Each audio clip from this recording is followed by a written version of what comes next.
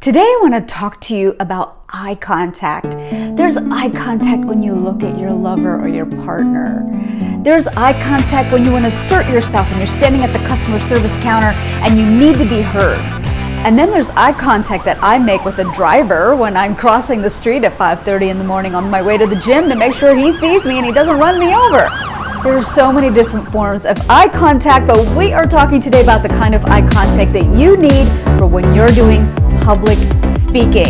So 4 things today that you can be thinking about to improve your eye contact when you're standing in front of somebody or you're on a Zoom call. In fact, let's just start there. When you're on a Zoom call, and the number one complaint that I hear is that, oh my goodness, everyone's eyes are down here, the webcam is up here. How do I keep my eye trained on something that basically isn't somebody's eye sockets? One way to kind of hack this is to take a picture of somebody. Maybe it's even a cartoon picture, I don't know, but the key is it's 2 eyes and you put it right next to your webcam so that you have something to focus your attention on and to look at. I'm going to give you a little story.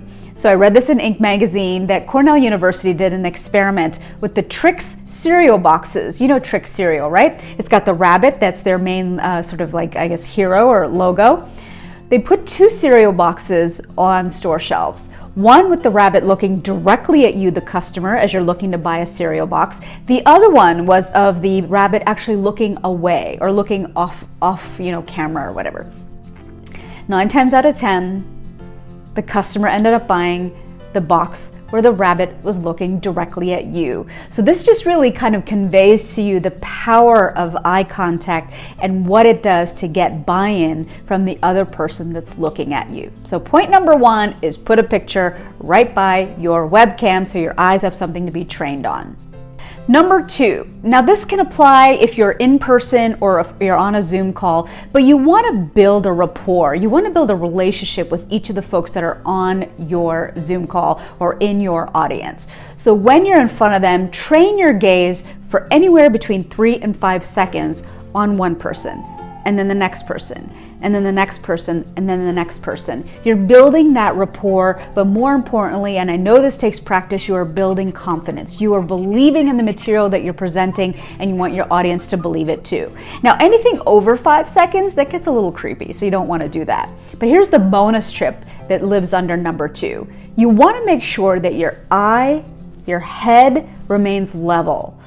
Ever watch news anchors on television, especially the evening news? Their heads are very level. So that levelness is something that's a trait of somebody who's a very confident speaker. You don't want to be beep-bopping around or fidgeting with your hair. You want to make sure that you are very even-keeled as you are maintaining that eye gaze with everybody that's on the call, with a goal, of course, to build a relationship. Number 3 is what happens if you don't look at the camera?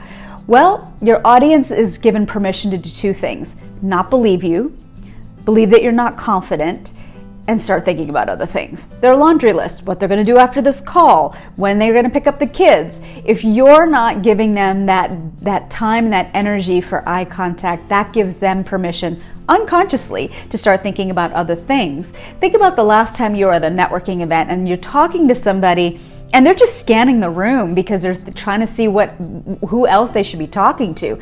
How disconcerting is that for you? But it also gives you permission to stop talking or stop engaging because this person's eye gaze is not trained on you. So think about what happens when you're not looking at your audience. And then number 4, you might be saying, hey Joya, so how do I get over the fact that I have a really hard time even looking at myself on camera? Here's what I would say to that.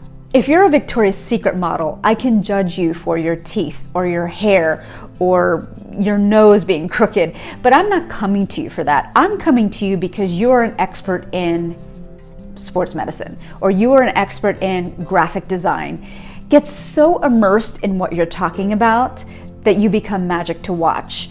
Now, the way to kind of get over that first part though, because you are hung up on the fact that you can't get over your nose or your hair or your teeth or your clothes, is to do a daily video blog. Record yourself for 1 minute on your phone like this for the next 30 days and just get used to seeing yourself and your quirks. This is going to be the quickest way for you to move past that And then it becomes sort of second nature. You're flexing a secondary muscle that just goes into gear when you're speaking to an audience because you've already gotten over all of your hangups about how you look. And now we're going to focus on the content and being engaging.